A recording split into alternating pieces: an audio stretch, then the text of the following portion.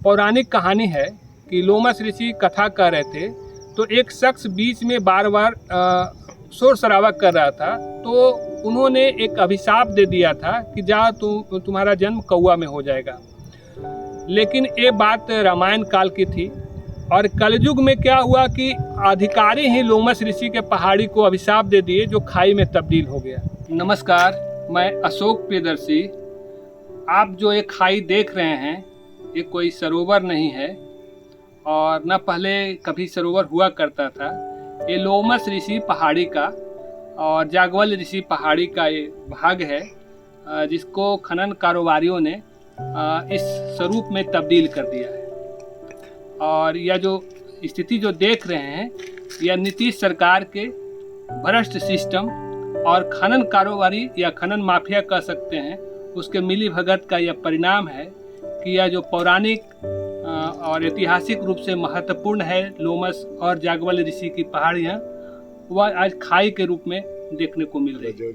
यह झारखंड की सीमा से सटे बिहार के नवादा जिले के रजौली इलाके में पड़ता है और यह पूरा जंगली इलाका है। यहाँ पे सप्त ऋषियों की पहाड़ियाँ हैं, श्रृंगी ऋषि, गौतम ऋषि, दुर्वासा ऋषि, जागवल ऋषि और लोमस ऋषि।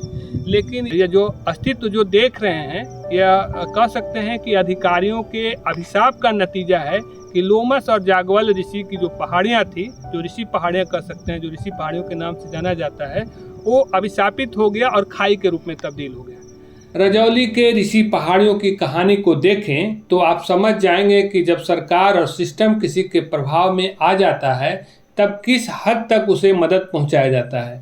खनन के लिए निर्धारित मापदंड है कि इको सेंसिटिव जोन में खनन की अनुमति नहीं प्रदान किया जाना है, जबकि ये ऋषि पहाड़ियाँ कई दशकों से कोडरमा इको सेंसिटिव जोन में था।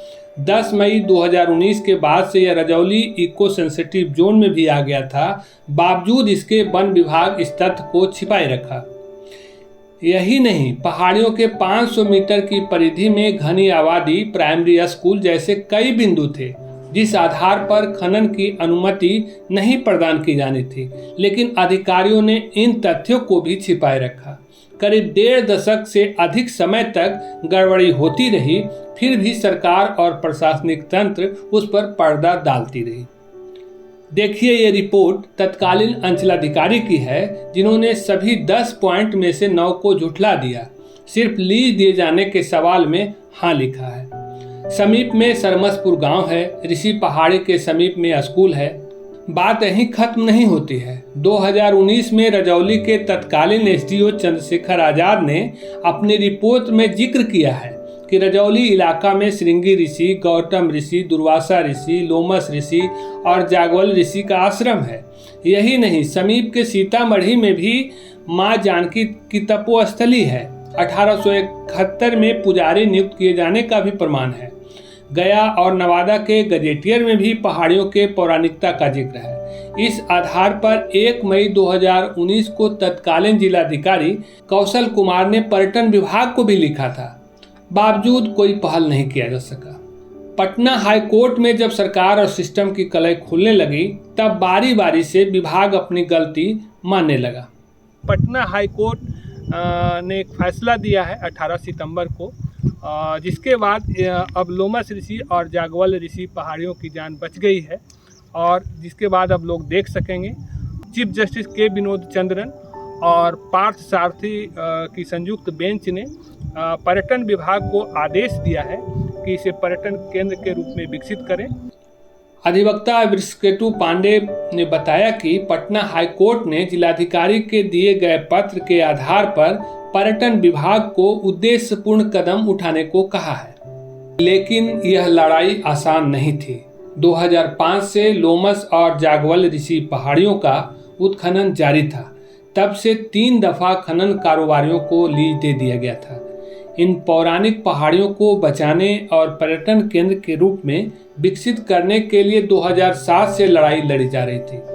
रजौली के छपरा गांव निवासी सामाजिक कार्यकर्ता विनय कुमार सिंह अधिकारी, मंत्री और मुख्यमंत्री तक लगातार दरख्वास्त करते रहे, लेकिन भ्रष्ट सिस्टम के आगे उनकी नहीं सुनी जा रही थी। तब पटना हाईकोर्ट में अर्जी किया। 20 जुलाई 2021 को पहले के जो चीफ जस्टिस, तत्कालीन जो चीफ जस्टिस थे संजय करोल और एस कुमार की खंडपीठ ने तत्काल रोक लगा दी थी। चूँकि यहाँ पे ये ऐतिहासिक और पौराणिक स्थल था, उसके बावजूद यहाँ खुदाई जारी थी। सामाजिक कार्यकर्ता विनय कुमार सिंह लगातार प्रयास कर रहे थे, लेकिन कोई सुनने को तैयार नहीं था। तो उस परिस्थिति में तत्काल साक्ष्यों के आधार पर तत्काल रोक लगा दिए। और लेकिन सबसे बड़ी बात कि जब रोक लगा दी गई, उसके बाद भी लोग गलती मानने को, खामियां छिपाने के लिए, अपनी करतूत को छिपाने के लिए लगातार प्रयास करते रहे। यह नीतीश सरकार के भ्रष्ट सिस्टम और खनन कारोबारी के मिलीभगत के कारण इसे लीज पे दे दिया गया था और इसका अस्तित्व संकट में आ गया था, जिसके कारण अब जो यहाँ पे जो प्रमुख चीज़ें थी, यहाँ पे प्राकृतिक झरना था और कई यहाँ पे बहुत आकर्षक प्राचीन भित्ति चित्र थी, तो ये सब चीज़ें धीरे धीरे करके नष्ट हो गई। संतोष वाली बात यह है कि पटना हाईकोर्ट के फैसले से दोनों ऋषि पहाड़ियों का अवशेष बच गया है, लिहाजा नई पीढ़ियां अब इन पौराणिक पहाड़ियों का दर्शन कर सकेंगे। लेकिन इंतजार उस पल का है कि ऋषि पहाड़ियों को इस स्थिति तक पहुंचाने वाले अधिकारियों को सजा कब मिलती है, उसे सरकार का अभिशाप कब लगता है।